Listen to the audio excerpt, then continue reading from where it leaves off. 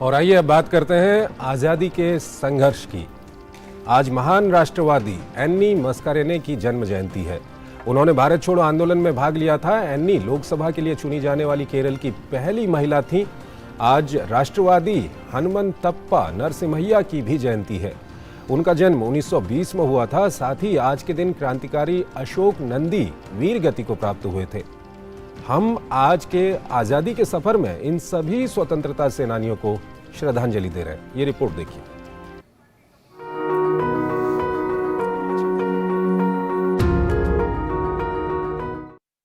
आज की कड़ी में हम राष्ट्रवादी एन्नी मस्कारेने को स्मरण कर रहे हैं। उनका जन्म 6 जून 1902 को त्रिवेंद्रम में हुआ था। अक्कम्मा चेरियन और पैटम तानो पिड़ले के साथ मस्कारेने स्वतंत्रता आंदोलन और रियासतों के भारतीय संघ में विलय के समर्थक प्रमुख नेताओं में थीं।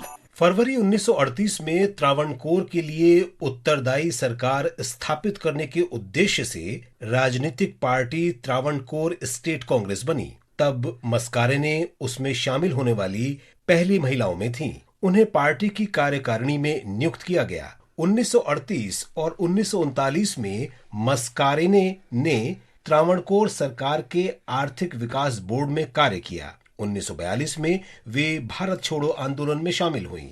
2 वर्ष उपरांत वे त्रावणकोर स्टेट कांग्रेस की सचिव चुनी गईं। मस्कारेने की गतिविधियों के कारण उन्हें 1939 से 1947 के बीच कई बार गिरफ्तार किया गया और जेल भेजा गया। मस्कारेने ने संविधान सभा में त्रावणकोर और कोचीन संघ की रियासत का प्रतिनिधित्व किया। सभा में उन्होंने संघवाद के मुद्दे पर वक्तव्य दिए। वे 1948 और 1952 के बीच त्रावणकोर और कोचीन विधानसभा की सदस्य भी रहीं।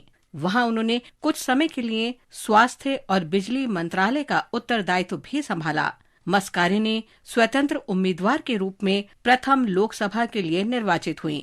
वे केरल की पहली महिला थीं जो लोकसभा के लिए चुनी गई थीं। एन्नी मस्कारेने का निधन 19 जुलाई 1963 को हुआ। उन्होंने जीवन पर्यंत लोगों की बेहतरी के लिए कार्य जारी रखा। इस महान राष्ट्रवादी महिला को नमन। हम राष्ट्रवादी हनुमंतप्पा नरसिम्हय्या को भी स्मरण कर रहे हैं। उनका जन्म 6 जून 1920 को कर्नाटक के होसूर में हुआ था।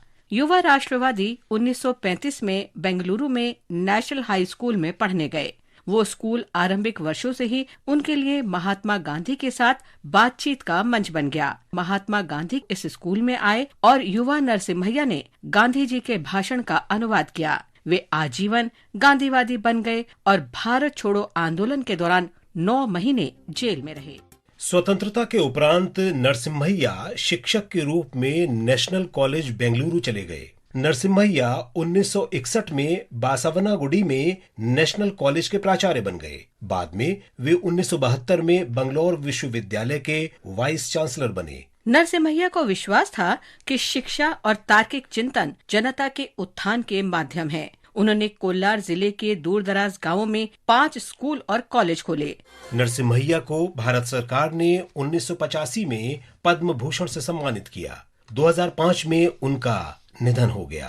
पूरे राजकीय सम्मान के साथ उनका अंतिम संस्कार किया गया। इस महान भारतीय को हमारा नमन। हम क्रांतिकारी स्वतंत्रता सेनानी अशोक नंदी को श्रद्धांजलि अर्पित कर रहे हैं। उनका निधन 6 जून 1909 को हुआ था। अशोक नंदी का जन्म 1888 में हुआ था। वे वर्तमान बांग्लादेश के कोमिल्ला में रिवोल्यूशनरी ग्रुप के सदस्य थे। उन्होंने 1905 में बंगाल के विभाजन के विरोध में आंदोलन में सक्रिय रूप से भाग लिया। नंदी को अलीपुर बम केस में उनकी भूमिका के लिए 1908 में गिरफ्तार कर लिया गया। 6 जून 1909 को प्रेसिडेंसी जेल में उनका निधन हो गया।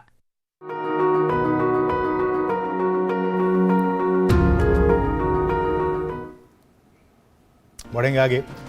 गर्मियों के मौसम में अधिक तापमान और